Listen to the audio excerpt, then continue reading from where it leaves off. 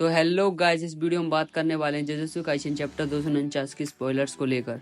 इस चैप्टर में हमें बहुत कुछ देखने को मिलता है, जैसे यूता का डोमेन एक्सपेंशन और उसकी कर्स टेक्निक के साथ साथ हमें यूता और इतादोरी का प्लान सुकुना के अगेंस्ट इस चैप्टर में हमें देखने को मिलता है। So let start this video. तो चैप्टर की शुरुआत फ्लैशबैक से होती जब यूता ने केंजाकू का सर काट दिया था, और जैसे ही यूता केंजाकू का सर काटता है, जो कर्स स्पिरिट्स है वो आउट ऑफ कंट्रोल हो जाती है और यूता पर अटैक करने लगती है। यूता रीका को उन कर्स स्पिरिट को संभालने के लिए बोलता है, और लेकिन तभी हम देखते हैं केंजाकू अभी भी जिंदा और उसका कटा हुआ सर हवा में उड़ रहा है। वो कोगाने से ये रूल जोड़ने के लिए बोलता है कि मेगुमी फुशिगिरो के पास अब ह्यूमन और टेंजन के बीच मर्जन की एक्टिविटी की अथॉरिटी होनी चाहिए। केंजाकू यूता से बोलता है कि उसने ऑलरेडी एक बैकअप प्लान बना लिया और साथ ही उसने सुकुना के साथ हेरिटेंस के रिचुअल यानी रस्मों को भी पूरा कर लिया है। इसके बाद हम टेंजन को भ्रूण के रूप में देखते हैं। केंजाकू इसे सुकुना की तरफ भेजता है और यूता फाइनली केंजाकू के सर में छेद कर देता है। केंजाकू अपने फाइनल वर्ड्स में बोलता है कि मुझे खुशी है कि आखिरी पर्सन जिसके साथ मैं खेला वो तकावा था, पर मैं ये नहीं कह सकता कि मुझे उससे हजारों साल के बराबर का फन मिला। अब तुम्हारी बारी। Back to the present. Yuta notice करता है कि सुकुना की reverse curse technique out of normal हो गई है, और ये भी कि सुकुना जल्द ही अपने डोमेन एक्सपेंशन को वापस यूज कर सकता है। इन सब इवेंट्स के लिए यूता खुद को जिम्मेदार ठहराता है। वो सोचता है कि उसे सुकुना रेड टीम को ज्वाइन करना चाहिए था।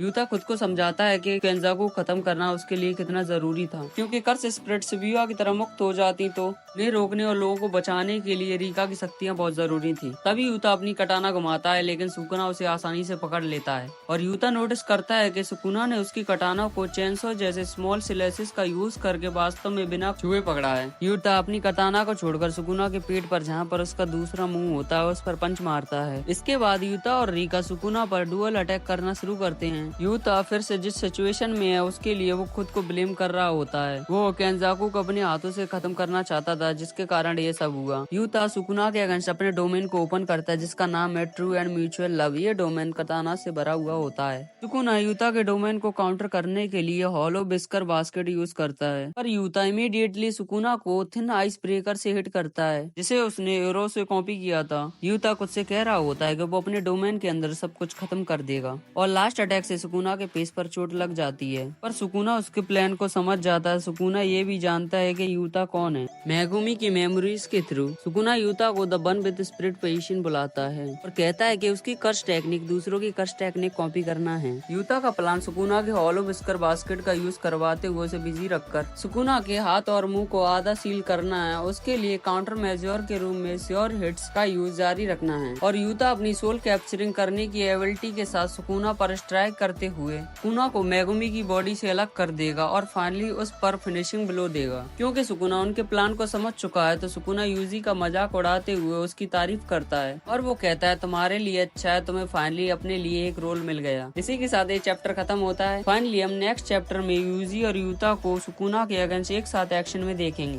I am so excited for this fight. Chapter के एंड में एडिटर्स कमेंट में लिखा होता है कि the old and new man character एक साथ स्ट्राइक करते हैं, और अगले हफ्ते कोई भी ब्रेक नहीं है। नेक्स्ट वीडियो के लिए इस चैनल को सब्सक्राइब कर लो, इस वीडियो को लाइक कर दो।